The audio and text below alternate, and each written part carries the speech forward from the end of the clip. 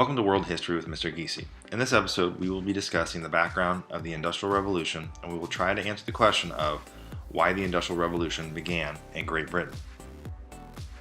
Along with that question, we will be discussing how industrialization caused a revolution in the production of textiles, how did steam power the Industrial Revolution, and where industrialization spread beyond Great Britain. When discussing the inventions and innovations during the 1700s, we must start in Great Britain. This is where new ways of thinking about everyday problems led to the Industrial Revolution.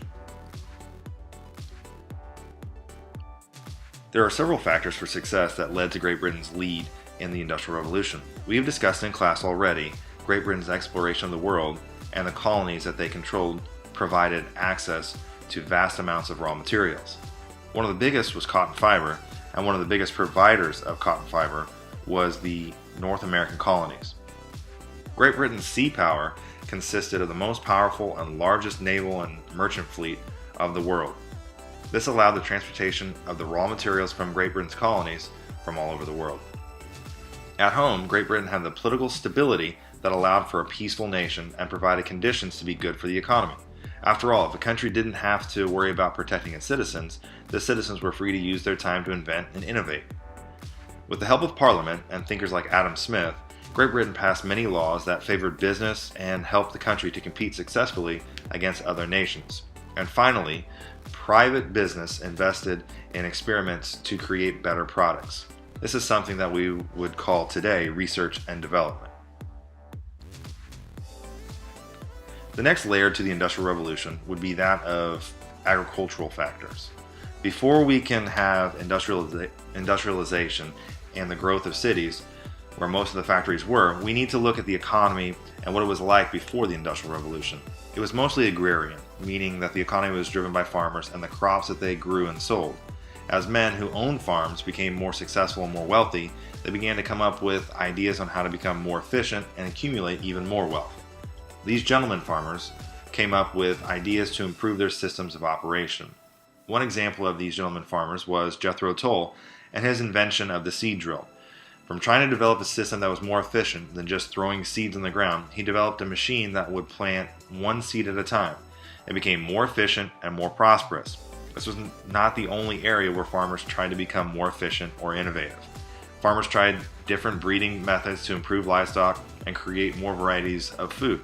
As more farmers began to improve their systems of operation, more food was produced. And as more food was produced, Great Britain's population grew rapidly. Now, as more farmers became more efficient and more wealthy, they began to buy up all the smaller farmers.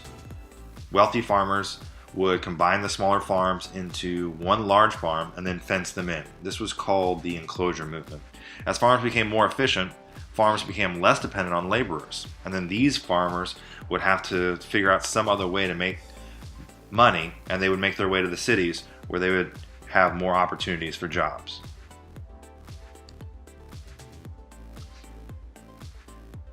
Now, these two layers produced an environment that would be ideal for the Industrial Revolution to start in Great Britain. Since we know that the environment was perfect, what allowed Great Britain to have an advantage? They would have three factors of production in land, labor, and capital. The first, land, describes all of Great Britain's natural resources. It had all the resources for industry: coal to burn for fuel, iron to make into steel, and water to help generate power. Water also helped provide transportation between mines, factories, and markets. The second of the factors was labor. Because of the growing population, Great Britain had a large labor force. Additionally, farmers had been displaced by the enclosure movement and farming technology needing less labor. The third of the factors was capital. In order to start a business, someone must have capital or money to get the business off the ground. The additional component they had was human capital, or people with the abilities and skills needed in industry. This could come in the form of someone like Jethro Tull and other inventors improving current systems of operation. With all of these factors in place, Great Britain was ready for the Industrial Revolution. The area where the Industrial Revolution began in Great Britain was the textile or clothing industry. In this industry, weaving was a cottage industry or an operation that occurred in the home. We'll discuss this in more detail in the next video. These small operations were replaced by large factories led by power-driven machinery. This transformation is called industrialization.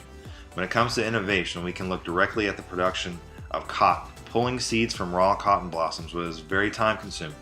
Eli Whitney built a machine called the cotton gin that removed the seeds efficiently. Building off of this idea, James Hargreaves revolutionized the spinning process with the spinning jenny that spun several threads at once. These threads were often weak and thin, so a machine was then produced afterwards. Richard Arkwright improved these issues with his creation of the spinning frame and made a much stronger, thinner thread. The effects of a more efficient spinning process led to a higher demand in cotton. In the United States, slavery became the driving labor force to keep up. And if we were to look at a negative to the growth of the textile industry, we would be able to look at slavery and its spread all over the United States in order to keep up with the demand. British inventors started to experiment with steam, which led to the next power source. This new development allowed factories to move away from water and could be built closer to roads and ports where raw materials and finished products could be shipped. Because of the need of coal to create steam, after about 1825, factories began to be located closer to coal mines. Steam was soon applied to other uses, producing a revolution in transportation when it comes to use on trains and ships. Industrialization started to emerge in other areas around the world, but not everywhere. In nations where individual freedom was the driving force in economic activity, industrialization spread. That doesn't mean that Great Britain was looking to share its secrets. In fact, it was outlawed. In the United States, Alexander Hamilton urged the government to bribe British citizens into bringing their knowledge to America. He argued that industrialization would help a young, developing country to gain economic independence from Great Britain. The United States was able to industrialize because of their access to natural resources and a large labor force. Industrialization started to spread to other parts of Europe. It spread to Belgium first.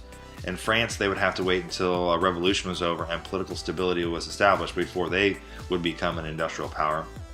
Germany had no central government to help support industrialization, but railroads that were being built did help allow for industrialization in the mid-1800s. Industrialization in Asia was delayed. It eventually reached Japan in 1868, but the rest of Asia not until after 1900. This was close to 200 years after Great Britain began their revolution. In the next video, we'll take a closer look at what life during the Industrial Revolution looked like for the citizens of these prosperous nations.